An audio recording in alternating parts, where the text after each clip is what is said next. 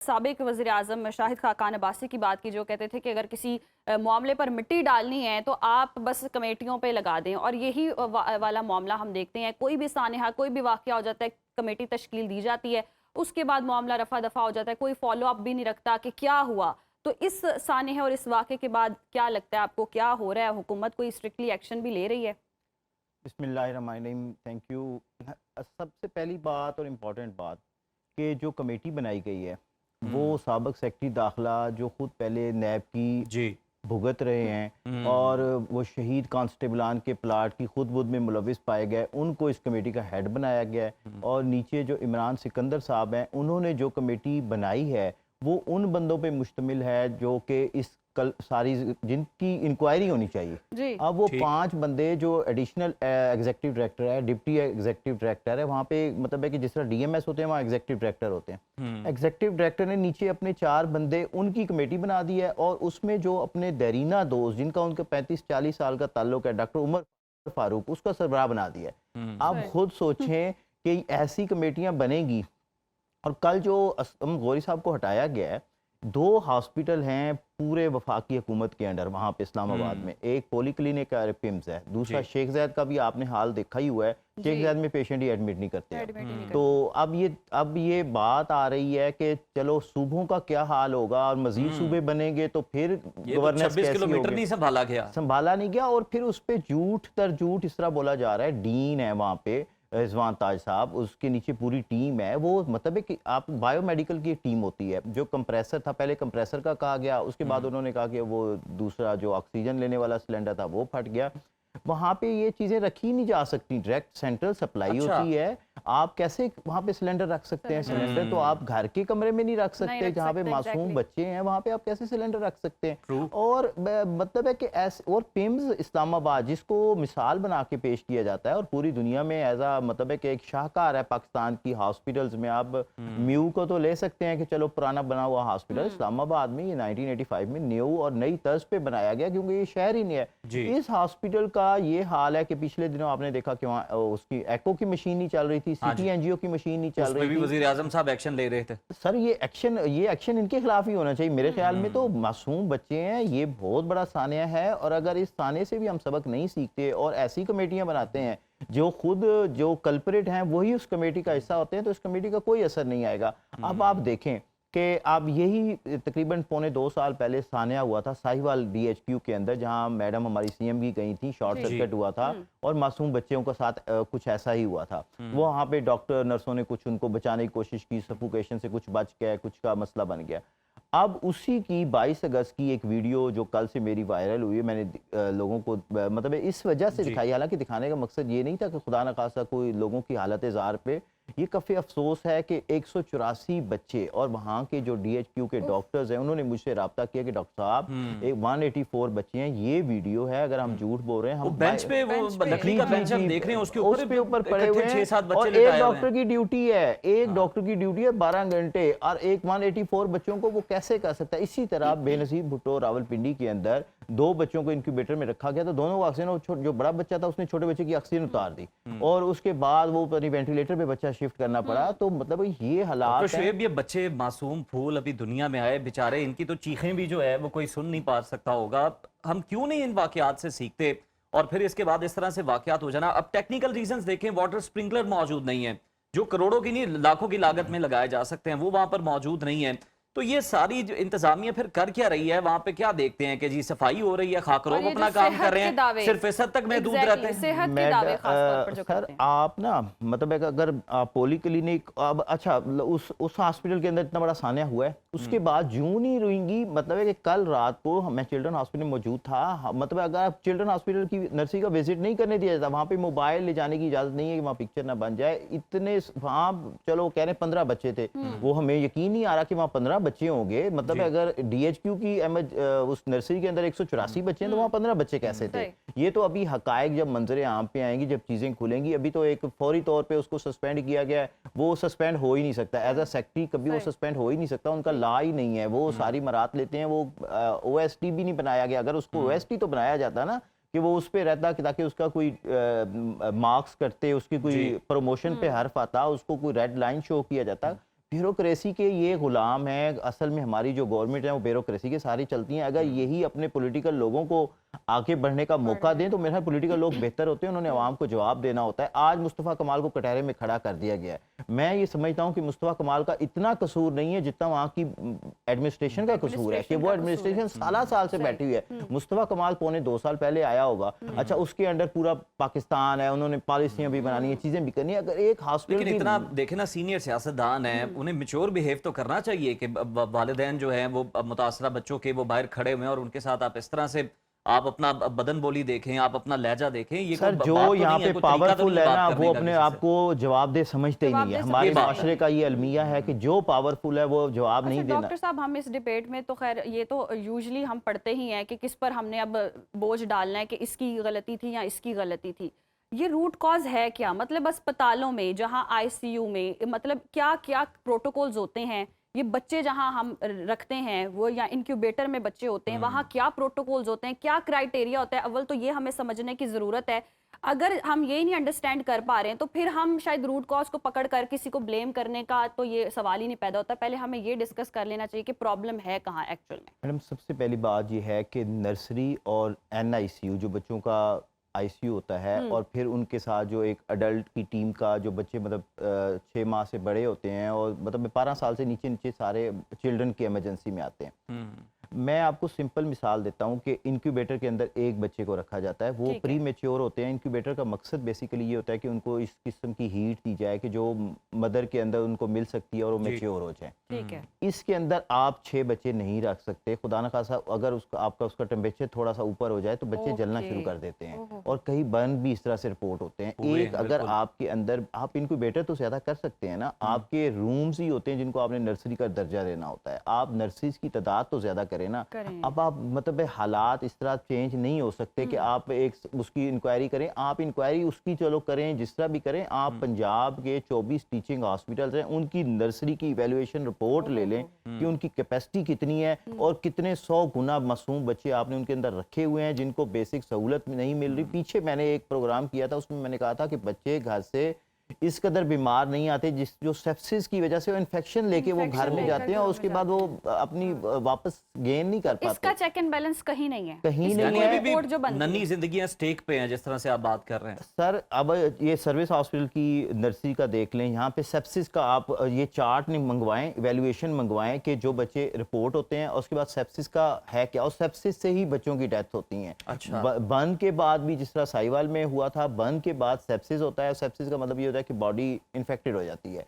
तो अगर एक बच्चे इस कदर करीब रखे जाते हैं, अब मेरा एक भाई हो और मेरे उस भाई के बेड पे एक और मरीज आके लेट जाए, उसके पाँव वाली साइड पे एक और लेट जाए, मैं शायद वो ना बर्दाश्त कर सकूं। और मासूम बच्चे आपने गठरियों की सूरत में 6-6 बच्चे एक बेंच पे रखे हुए हैं, और बेंच मतलब बेड की सूरत में नहीं आता। हाँ, मतलब आप कहीं भी बच्चा गिर सकता है, गिर कुछ सकता भी है। हो और सकता है। मतलब है कि वहाँ पे आप डॉक्टर कितने दे रहे हैं आपके पास, आप मतलब है कि सेंट्रल इंडक्शन पॉलिसी में आपने पीड्स की चिल्ड्रन हॉस्पिटल, आपका दुनिया का माना हुआ हॉस्पिटल, इसकी सीटें बढ़ाएं ना, वहाँ पे लोग काम करें। अब वहाँ पे लोग काम ही नहीं करते। कितना हार्ड वर्क है कि एक बंदे से 48 घंटे आप ड्यूटी लेते हैं और आप उसका रोस्टर ही इस तरह बना देते हैं। वो बच्चों की क्या केयर करेगा? वो अगर थोड़ा सोया होगा तो किसी की ऑक्सीजन एक मासूम बच्चे की उतर गई, वहाँ पे तो कोई रिस्पॉन्सिबल ही नहीं है। और जब आप अटेंडेंट को तो अंदर ही नहीं आने देते, उसको तो यही डेथ डिक्लेयर की जाती है कि आपके बच्चे को ये मसला था, आपके बच्चे को ये मसला। ये तो अल्लाह की तरफ से मतलब एक सानिया जब होता है ना, उसके पीछे भी एक जिस तरह वो कहते हैं ना कि किसी की उंगली कट जाए तो वो शेर ने उसको छोड़ दिया था कि उसकी उंगली कटी हुई थी, तो वो कहता है कि अल्लाह की तरफ से ब्लेसिंग थी। ये सानिया तो हो गया और इस्लामाबाद में हुआ है।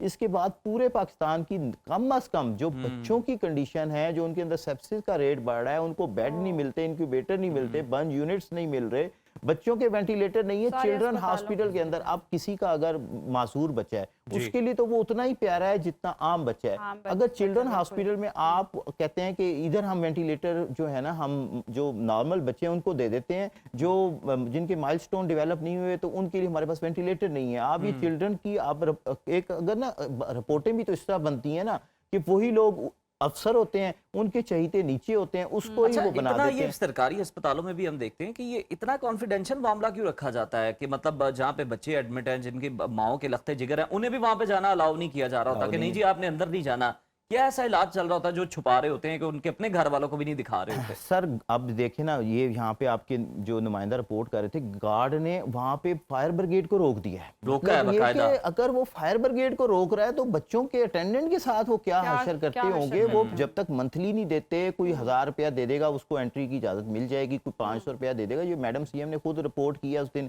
कि अच्छा जब आप अंदर एंटर होते हैं, आपने बच्चे के पहले तो लोग कपड़े सिर्फ लेके जाते होते थे, अब वो 5000 जेब में लेके जाते हैं कि पहले आया से शुरू होंगे, जब तक आप उस जगह तक मशवरा पहुंचेंगे यही दिया जाता है कि हाँ, 5000 के आपने खुले करवा लेने और आपसे 3000 बड़ा वहां प्रोटोकॉल तक। किसी का नहीं और आ जब सकता। खुदा न अगर उसकी बेटी पैदा हो जाए तो फिर उस पर थोड़ा रहम खाया जाता है, उससे कंसेशन की जाती है कि आप 600 रुपया दे दें, आप ये रेट मुकर्रर है। क्यों? सिक्योरिटी गार्ड को तनख्वाही नहीं दी जाती। सिक्योरिटी गार्ड को सिर्फ लेबर रूम में और वहां पे लगाया जाता है कि यहाँ पे ज्यादा बख्शिश का अमल ज्यादा है। मोस्टली सिक्योरिटी गार्ड ही अंदर पेशेंट को लेकर घूम रहे होते हैं। एक बीमार आता है वो तो डबल बीमार होकर इन और मजे की बात यह है कि वहां पे सामने ऐलानात हो रहे होंगे, बख्शीश देना मना है, कोई भी हो उसको हवाला पुलिस किया जाएगा, और वहां जो ऐलान करवा रहा है वही उनका सरगुना होता है। ये हालात हैं। और माएँ जिनके अपने वहां पे हम देखते हैं कि ऑपरेट हुए, सी सेक्शन हुए होते हैं, वो कटी पड़ी होती है, उन्हें कह रहे होते हैं कि आप अपने घर फोन करें और हमसे जरा बख्शिश मंगवाएं, हमारा को ख्याल करें, हमारी शिफ्ट खत्म होने वाली है, हमने चला जाना है। मैं वो शुएब साहब, अगर हम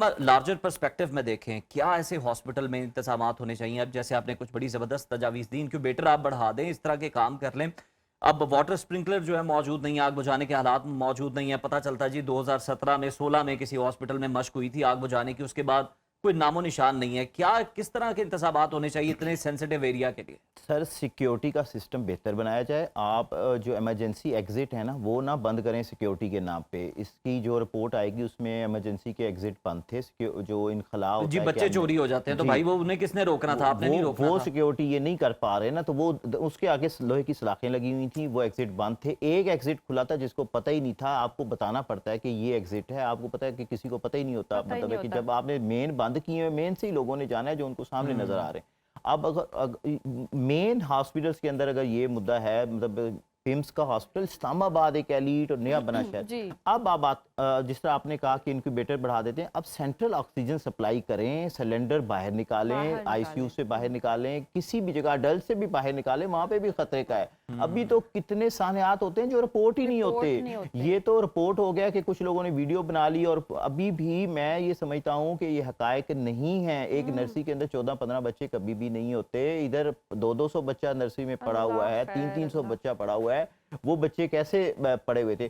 और जो इस खाने का जिम्मेदार निकलता है, हम किसी की तरफदारी नहीं करते, चाहे उसमें जो भी है, वार्ड बॉय से लेके बायोमेडिकल इंजीनियर से लेके अगर प्रोफेसर तक या हेड ऑफ डिपार्टमेंट या डीन जो भी मुलविस है, और जो अल्लाह के कटहरे में तो वो आएंगे। और मैं नहीं समझता कि अल्लाह ताला ऐसे जुर्मों की सजा दुनिया में भी देते हैं।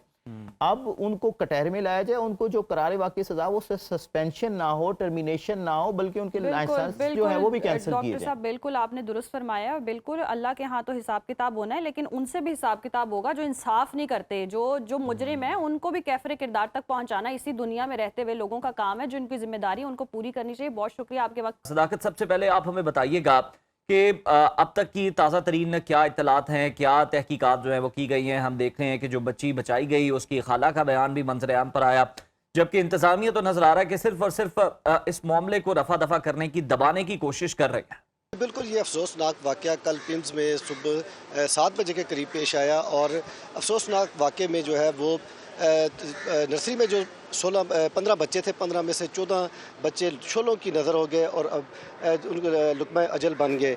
ये बड़ी दुआओं के साथ इन वालिदैन ने अपने लिए औलादें मांगी थी, और जो पिम्स इंतज़ामिया है उनकी गफलत, लापरवाही और कोताही की वजह से ये अफसोसनाक वाक़या पेश आया, जिसमें मौलूद बच्चे ज़िंदगी की बाजी हार गए। जहाँ तक बात तहकीकात की है तो ये बिल्कुल वाज़ेह है कि इंतज़ामिया ने लाजमी बात है अपने बंदों को तो बचाने की पूरी कोशिश करनी है, पूरी कोशिश करेंगे कि वो उनके अपने बंदे बच जाएँ, क्योंकि अगर वो अपने बंदे उनके नहीं बचते तो लामुहाला जो है वो मुजरमाना गफलत जो है इन पर साबित हो जाती है। जो इब्तदाई जो फायर ब्रिगेड की जो इब्तदाई तहकीकाती रिपोर्ट आई थी उसमें बिल्कुल वाज़ेह तौर पर उन्होंने इस चीज़ का बिल्कुल कलई खोल दी थी कि वहाँ पर ना तो आग बुझाने वाले आलात मौजूद थे, और नर्सरी के दरवाजे बंद थे। जब उनको कॉल की गई तो वो कॉल पे जब वहाँ पर पहुँचे तो सबसे पहले जो सिक्योरिटी गार्ड था उनको उस फायर फाइटिंग के अमल को जो है वो उस फायर ब्रिगेड की टीम को जो है उसने रोक लिया, उसने उनको आगे जाने ही नहीं दिया।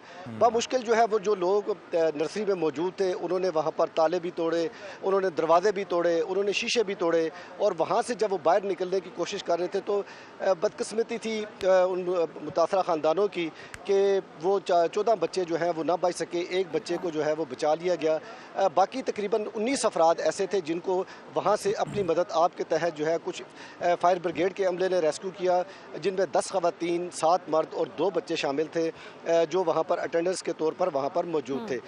इब्तदाई जो तहकीकात हैं वो जो तहकीकाती टीम वज़ीर-ए-आज़म पाकिस्तान ने बनाई है वो कल यहाँ का दौरा करके गई है और उन्होंने अपनी जो इब्तदाई रिपोर्ट है वो वज़ीर-ए-आज़म को पेश कर दी है। बस सदाकत, ये मामला भी रिपोर्टों की नजर हो जाना है, इस पर कुछ होना नहीं है। और वही वाली बात है कि हम तवक्को करते रहते हैं इंसाफ मिले और एक सानिया होता है उससे बड़ा सानिया हो जाता है। अच्छा ये बताइएगा, ये सिक्योरिटी के हवाले से, गेट के हवाले से क्या इंतजामात थे? कहीं कई बयानात आ रहे हैं नर्सरी के जी दरवाजे बंद थे और सिक्योरिटी ने अंदर नहीं जाने दिया। इब्तदाई रिपोर्ट बिल्कुल उल्टी कहानी सुना रही है। तो किसको बचाने की कोशिश किसको की जा रही है?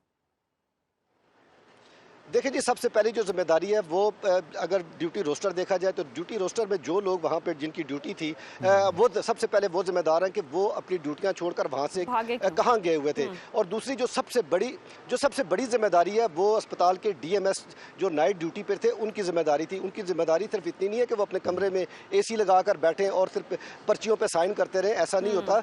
DMS की ये जिम्मेदारी है कि वो वार्ड्स में जाए, रात भर वार्ड्स में जाके चेक करें डॉक्टर्स मौजूद हैं, अमला मौजूद है नहीं है, मरीजों को क्या तिब्बी सहूलियात दी जा रही है, मरीजों की क्या सूरत हाल है, ये उसकी जिम्मेदारी होती है। लेकिन बदकिस्मती है कि DMS कागजी कार्रवाई में ड्यूटी पर मौजूद, लेकिन बज़ाहिर जो है वो वार्डों में ना गए, ना उन्होंने किसी को चेकअप किया, ना उन्होंने किसी अमले को चेक किया। सिर्फ अपनी जान बचाने के लिए DMS को जो है वो फिक्स होने से और ED को फिक्स होने से बचाने के लिए इस वक्त ये जतन किए जा रहे हैं कि किसी न किसी तरीके से अपने अमले को बचाया जा सके। ये जो ED का जिक्र किया, अब्दुल कादिर पटेल साहब भी उनका बड़ा तस्करा कर रहे हैं। वो कह रहे हैं मुस्तफ़ा कमाल से पहले जब मैं वज़ीर सेहत था, वफाकी वज़ीर सेहत, तो तब भी ये मौजूद थे और सबको हटाया जा सकता है, इनको नहीं हटाया जा सकता, इन पे कोई जिम्मेदारी नहीं आयद होनी। इसकी क्या वजह है सदाकत? इसकी बुनियादी वजह तो यही है जिनको किसी अच्छी आशीर्वाद इनको हासिल है, इनके सर पे कोई अच्छा साया है, जिसकी वजह से जो है ना वो डॉक्टर इमरान सिकंदर को यहाँ से तब्दील करना काफ़ी मुश्किल है। ये बात कादिर पटेल साहब की बिल्कुल दुरुस्त है कि जब वो वज़ीर सेहत थे तो उस वक्त भी ये ED ही थे और अभी तक ये मौजूद है। लेकिन इतना बड़ा साने होने के बाद इखलाकन जो है, इखलाकी तौर पर ED डॉक्टर इमरान सिकंदर को जो है वो खुद मुस्तफ़ी हो जाना चाहिए था कि इतनी बड़ी गफलत जो है वो उनके बतौर ओहदे के जो है वो हुई है। तो जो जिस तरह के मुस्तफ़ा कमाल ने अपने आप को कहा जी कि मैं अपने आप को सबसे पहले एहतसाब के लिए पेश करता हूं, तो मेरा ख्याल है कि सबसे पहले जो है वो ED साहब को खुद ही एहतसाब के लिए पेश होना चाहिए था कि खुद मुस्तफ़ी हो जाते। लेकिन यहाँ यह है कि अपनी ओहदों को बचाने के लिए दूसरों की जानों पे खेला जा रहा है, बचाने के लिए वाकई दूसरों की जानों के साथ खेला जा रहा है। और ये जो सिचुएशन है काफ़ी ही दर्दनाक भी है, तकलीफ दे भी है। बहुत शुक्रिया, आपने तफसीलन इब्तदाई रिपोर्ट के हवाले से भी और ग्राउंड रियलिटी क्या उस हवाले से